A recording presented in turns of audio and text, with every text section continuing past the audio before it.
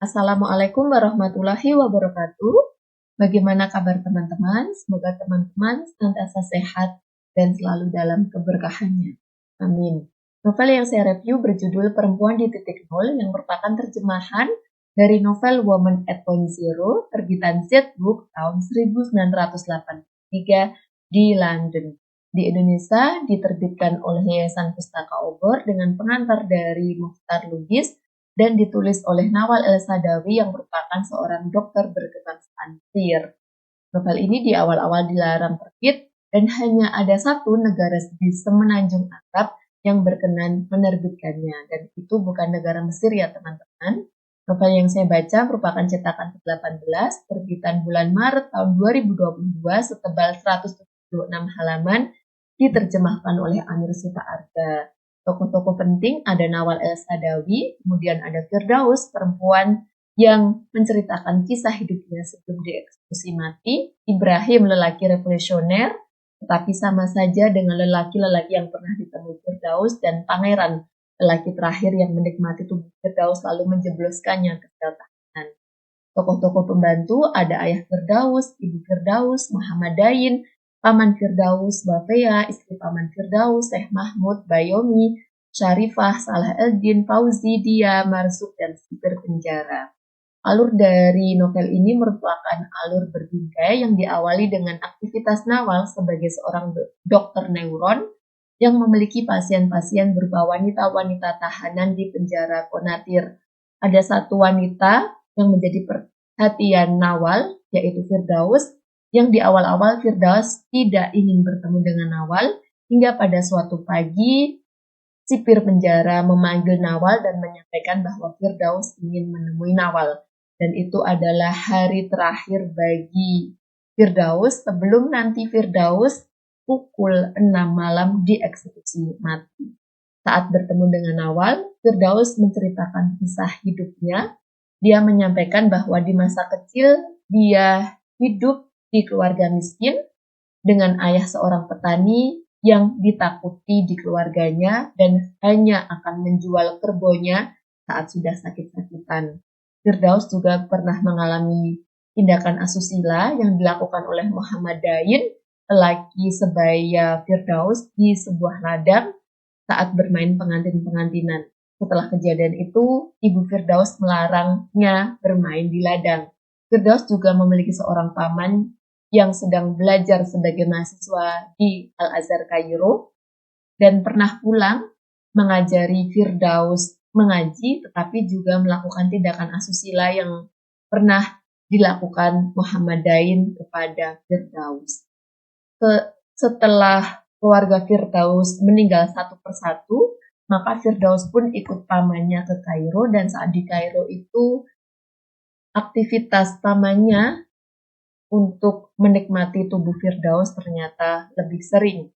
Hanya saja setelah pamannya lulus dari Al-Azhar, ternyata pamannya menikah dengan putri dari dosen Al-Azhar.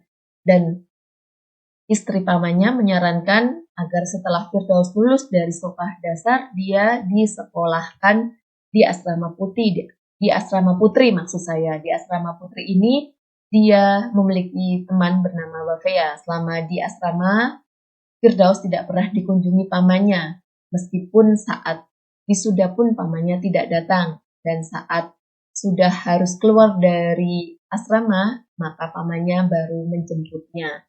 Setelah dari asrama, dia kembali ke rumah pamannya, dan istri pamannya menyarankan agar Firdaus menikahi Syekh Mahmud, seorang lelaki duda maksud saya, yang baru saja ditinggal mati istrinya. Ternyata lelaki itu sangat kikir, kemudian rakus dan bertangan besi, sehingga Firdaus pun tidak kuat untuk tinggal di rumah suaminya, yaitu Syekh Mahmud. Lalu Firdaus kembali ke rumah pamannya, tetapi pamannya malah membela Syekh Mahmud dan menyatakan bahwa lelaki itu biasa seorang suami memukuli istrinya. Akhirnya Firdaus minggat dan dia diketemukan oleh seorang lelaki yang bekerja di warung kopi bernama Bayomi. Di awal-awal Firdaus diperlakukan seperti manusia, hanya saja setelah Firdaus tubuhnya sehat dan fresh, tetap dia malah menikmati tubuh Firdaus dengan paksa. Hingga ada tetangga dari Bayomi yang membantu Firdaus untuk keluar. Saat keluar tanpa arah, akhirnya Firdaus terdampar di sekitar Sungai Nil dan diketemukan oleh seorang gemuk bernama Sarifah.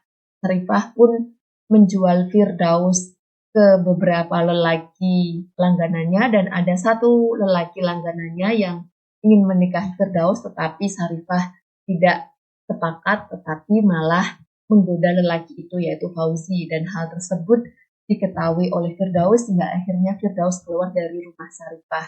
Dari rumah Sarifah itu dia dirazia polisi pun menangkapnya tetapi tidak jadi ditangkap karena Firdaus menyetujui tawaran polisi itu untuk dinikmati tubuhnya. Selain polisi itu juga ada lelaki yang menikmati tubuh Firdaus yaitu lelaki kaya yang memberi Firdaus uang 10 pon dan itu adalah uang paling banyak yang pernah diterima oleh Firdaus dari sebelum-sebelumnya. Dari pengalaman itu akhirnya Firdaus mencoba untuk mandiri, memiliki usaha yang hampir sama seperti Sarifah, tapi dia menjual tubuhnya sendiri dan ada satu lelaki dia, seorang wartawan yang sangat cerdas dan ngobrol dulu sebelum menikmati tubuh Firdaus. Dari obrolan itu, maka Firdaus pun memilih untuk hidup lebih bermartabat, yaitu menjadi seorang karyawati di perusahaan. Sebagai seorang karyawati rendahan, dia berkenalan dengan seorang lelaki revolusioner bernama Ibrahim yang memperjuangkan hak-hak wanita atau karyawati seperti Firdaus. Di awal-awal sepertinya Ibrahim terlihat mencintai Firdaus hingga Firdaus pun menyampaikan masa lalunya dan berkenan untuk dinikmati tubuhnya tanpa membayar sepeser pun.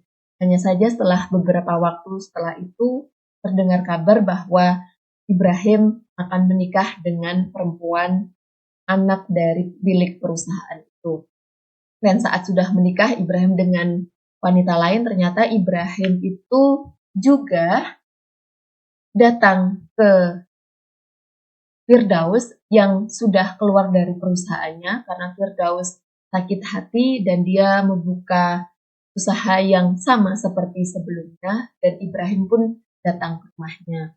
Selain Ibrahim, Firdaus juga bertemu dengan Marsuk yang memaksa untuk dinikahi dan ternyata Marsuk itu memiliki kuasa yang sangat luas. Dia kenal dengan polisi, kenal dengan dokter dan juga menguasai harta Firdaus. Firdaus tidak kuasa untuk tinggal bersama Marsuk dan akhirnya Firdaus mencoba keluar dari rumahnya tetapi Marsuk hanya bisa mengancam dengan mengacungkan pisau, tapi Firdaus bisa mengambil dengan cepat pisau tersebut dan menusukkannya pada Marsuk. Marsuk pun meninggal dan Firdaus keluar dari rumahnya, tetapi tidak ada seorang polisi pun yang berani menangkap Firdaus. Hingga suatu ketika saat Firdaus di jalanan, dia bertemu dengan seorang lelaki yang berada di dalam mobil dan menyatakan bahwa dia adalah seorang pangeran.